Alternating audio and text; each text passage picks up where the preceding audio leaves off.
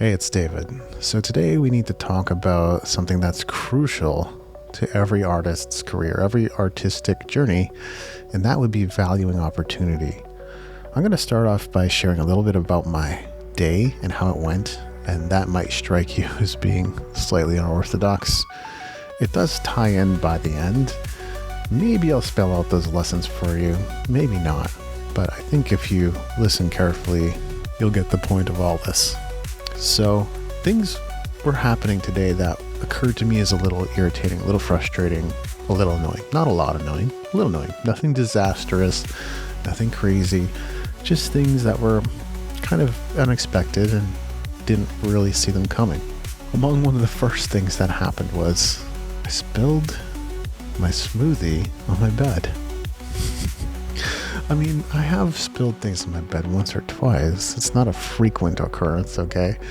In the suite that I'm in, I've got a couch, I've got a bed, and I do have a desk to work at too, but this is pre-furnished. I can't move anything. I'm stuck with what I've got, and the desk isn't sort of the most ideal. Like, it works for some work here and there, but for long hours, it's not the most ideal. So I do often find myself working on my bed.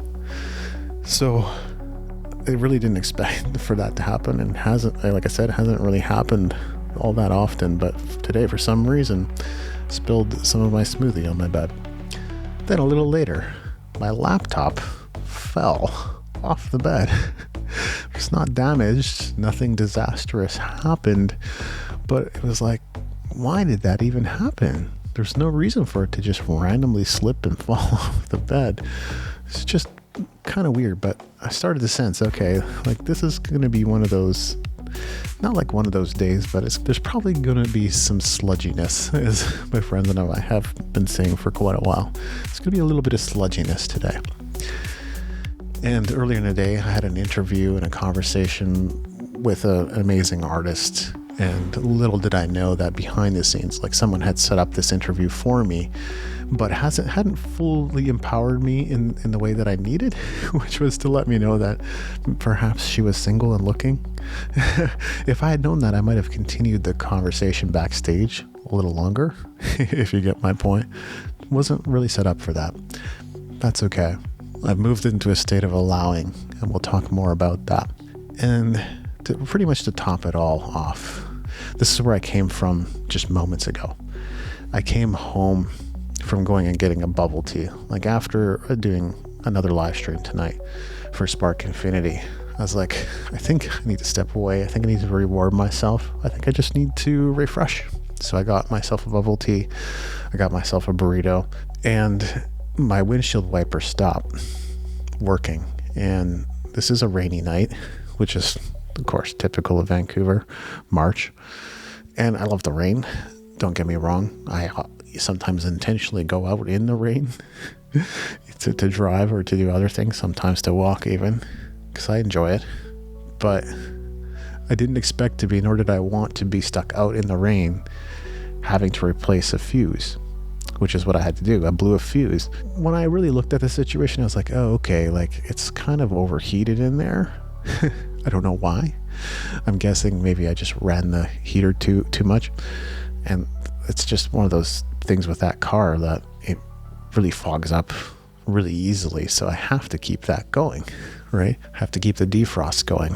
But apparently I blew a fuse. Well, good news is I had a few extras on hand, because this has happened before. I think a couple times. I don't think 3 times, maybe. It's happened 2 or 3 times. So at least I can quickly diagnose and know what the problem is. At least I had a fuse replacement, which is not expensive to begin with. And at least it didn't take too long.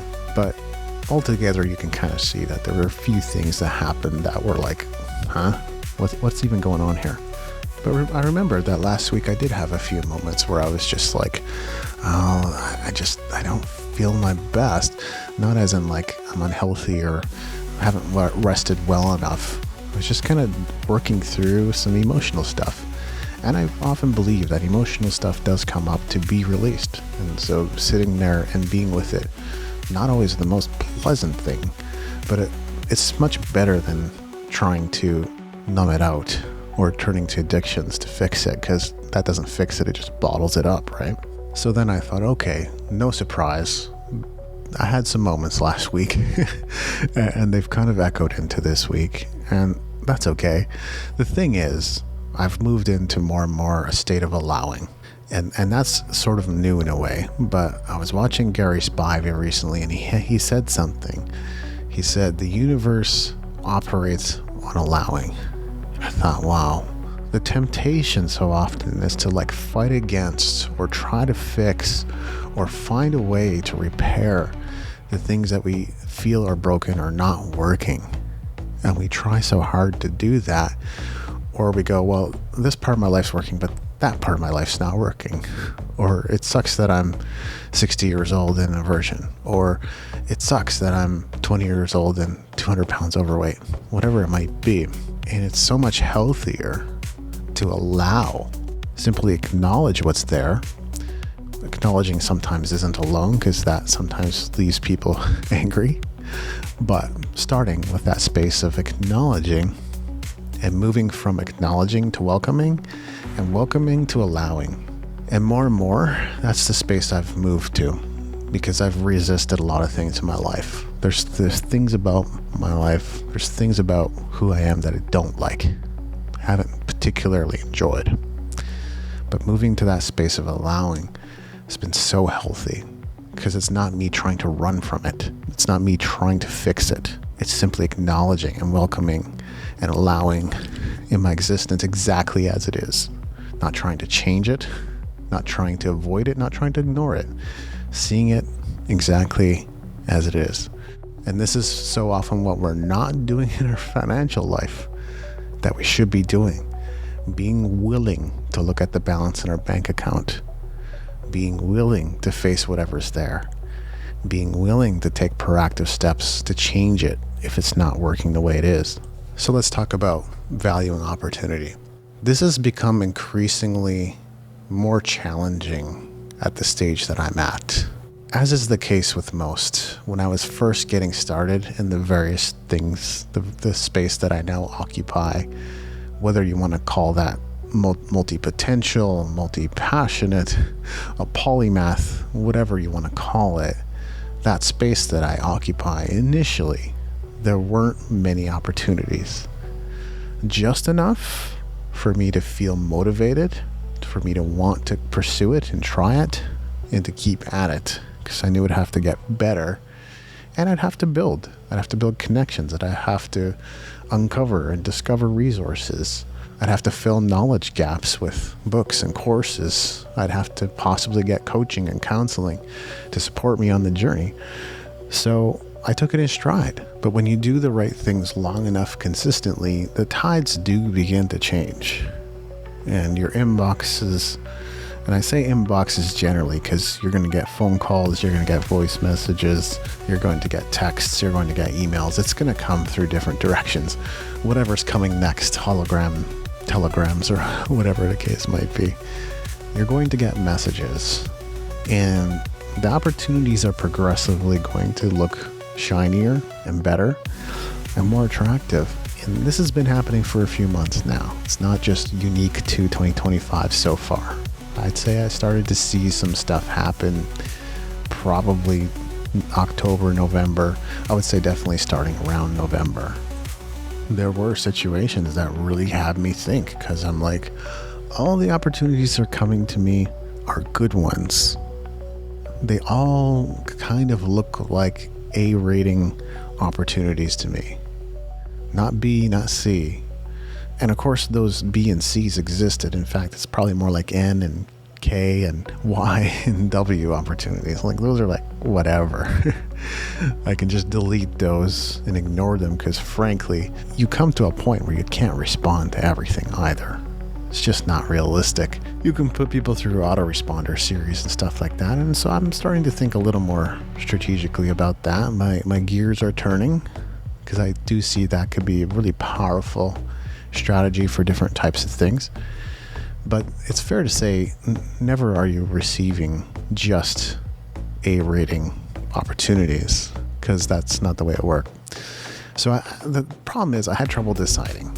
And I think I even experienced a little bit of FOMO, fear of missing out. Like if I don't go to this gathering at this event, meet this guru, get this clearing, then maybe my life's just not going to progress the way I hope it would. But things started opening up. And when I started getting that overtime from my full-time contract, I was like, that's an A opportunity to me. I'm going to prioritize that in some of these other gatherings or some of these other opportunities. I'm already plugged into an amazing success club. I don't think I necessarily need to do those. And in some cases, I've already been to those once. But I think I'm progressively getting clearer on the things that I don't want. I've had some calls recently with consultants, we'll say, or program creators or course creators, however you want to say it. And some of these just tend to be long, drawn-out calls. They play 20 questions, and it's like, I'm kind of wise to your ways because I'm familiar with the questions. I'm familiar with the pre-qualification. I understand how sales work. I'm not a dummy.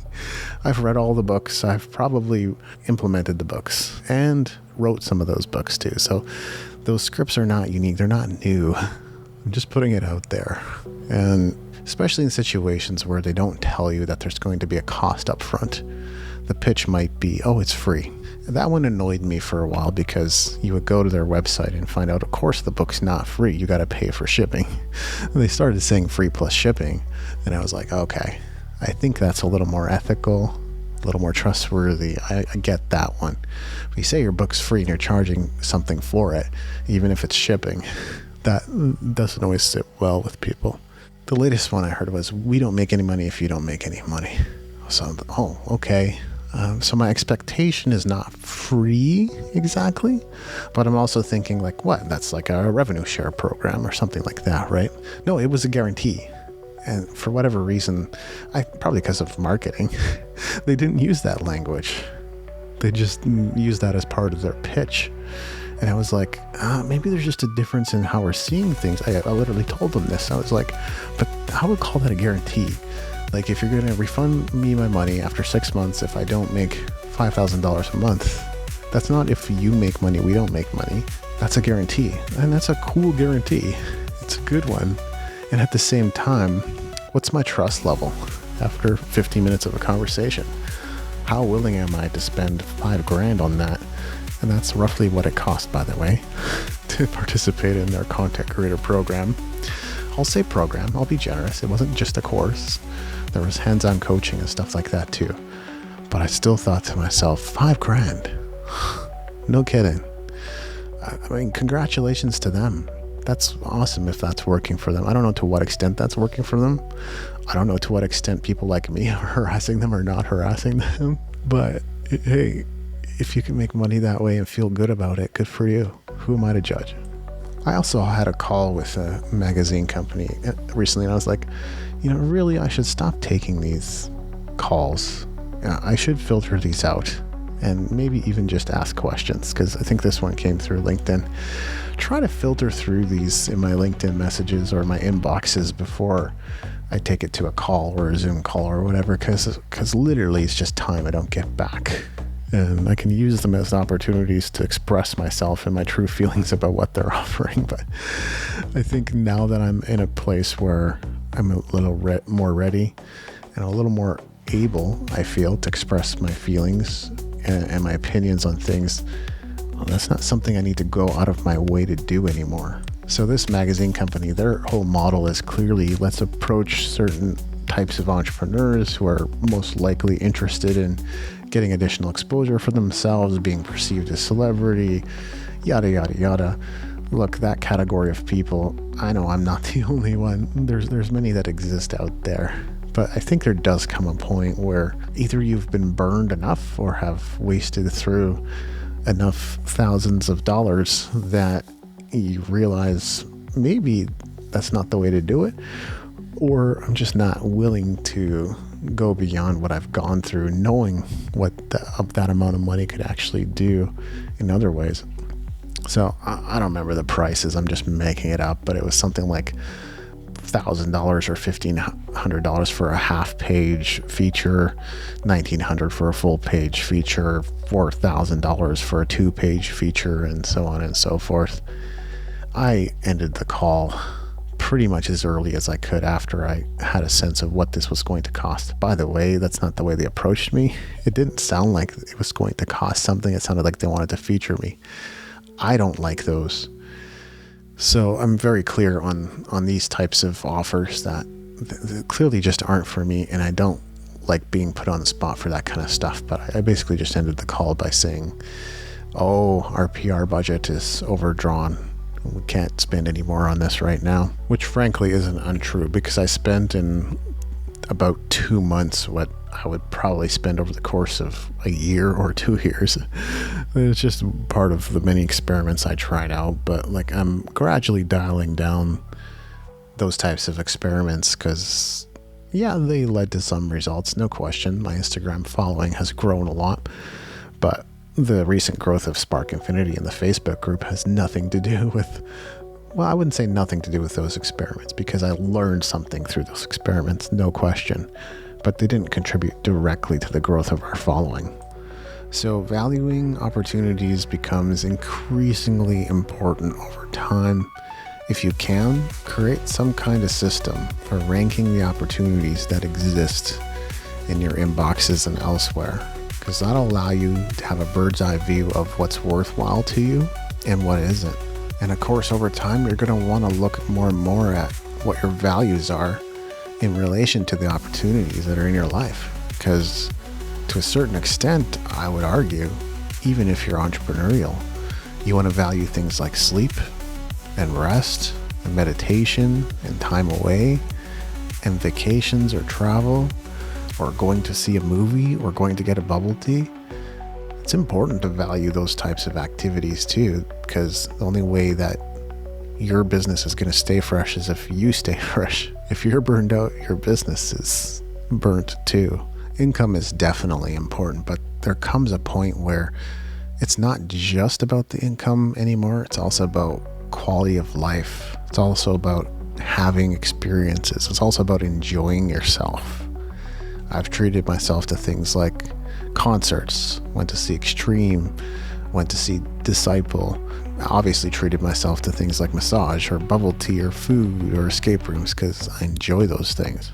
So far this has basically been from the inside looking out, but from the outside looking in, briefly I do need to talk about people shooting themselves in the foot.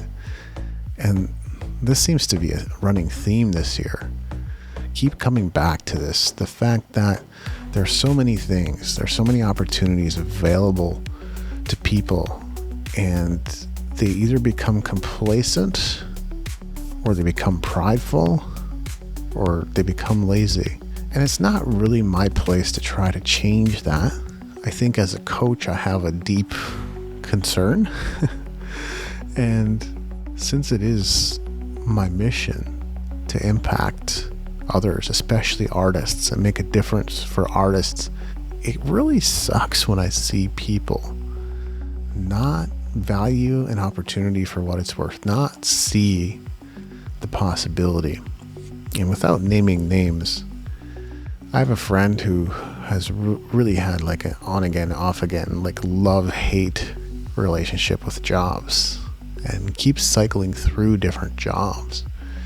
Happy for a while, but eventually gets very unhappy, very frustrated, and almost seems to find reasons why, begins to collect reasons why it sucks. The interpersonal relationships, the pay, more often than not it's the relationships, but anything he can kind of grasp at will become the reason why this job sucks and I shouldn't be here and this is no good. Then puts himself into difficult financial situation by leaving a job without having secured the next one, or getting fired, or not really fully thinking through the strategy. And there's a recent opportunity that came across my desk that I felt was pretty amazing for him. I can't be a perfect judge of that. I think people still have to evaluate opportunities based on their trajectory. And I'm not revealing confidential information here. I'm just throwing out fictional numbers. But let's say he's earning about $50K a year, something along those lines. That's a pretty good income. But this opportunity, maybe not double that amount, but at least 1.5x that amount. Stable, good working conditions, good culture, good people, generally fun work. Rarely have I found it to be frustrating, because he would basically be working in the same type of situation that I am in big tech if you were to take this opportunity. And I think this is one of the, again, I don't want to be a judge here. It just seems to me that pride is what's getting in the way. And it's good to be proud of yourself. No question. I've had to learn that over time, and I've discovered the importance of that more so now than ever, because previously I didn't even consider that or think about that. Why should I be proud of me? And yet, who else is going to do it if I don't do it first? So it makes so much sense. But when that pride gets in the way of you accepting a promotion in life, we're not necessarily literally talking about a job promotion, right? But sometimes new opportunities come along that would be promotion, forward motion in our lives. We don't see it for what it is. And could even be something we were praying and hoping and screaming for months ago. It shows up in its own time. It usually does. It's almost never on our timing. But it shows up in its own time, and then we're like, what I have is pretty cool. It's pretty good. I don't know, man. I don't know what to tell you. All I'm saying is I hope this helps someone. I hope this helps artists out there say, oh, there are some amazing opportunities in my life. I've been denying them, or I've been running away from them, or I've been ignoring them, or pride's been getting in the way, or laziness has been getting in the way. Something has been getting in the way of me humbly accepting this offer that might just change my life, that might just give me more fulfillment, that might just give me more income. I won't know until I try. And in life, you don't know anything until you try. I might not know until I try, but maybe I should try it out. Maybe this thing has been chasing me for a reason. Maybe this opportunity has been knocking on my door because it is something good. It is something wanted. It is something desired. It is something that I've been looking for a long time. So we've come full circle. And one of the messages here is to allow things to show up in their space and time. That's something you can't control. You can control your attitude. You can control what you think. You can control the amount of materials and personal development and coursework and professional development you engage in. But you can't control when opportunity shows up. You can just be prepared for it. And weirdly enough, if you're not prepared for it, opportunity tends not to show up. So, in closing, what are you seeing about yourself in this conversation about valuing opportunity? Are there opportunities you've missed? Let me give you a hint. We've all missed opportunities. Are there any opportunities you've been turning down that you now realize you should be accepting? Would love to hear your thoughts. I'm David Andrew Wiebe, and I look forward to seeing you on the stages of the world. Unlock the secrets to skyrocketing your productivity, boosting performance, and maximizing profits with my latest premium guide, the Productivity, Performance, and Profits Black Book. Tailored for independent artists and entrepreneurs, this comprehensive resource is your roadmap to turning ideas into reality. Say goodbye to abandoned projects collecting dust on your shelves or buried in your hard drives. It's time to bring your vision to life. Grab your free copy of the Productivity, Performance, and Profits Black Book now at davidandrewwiebe.com/blackbook. That's WIEBE. Don't miss out on the key to unlocking your success.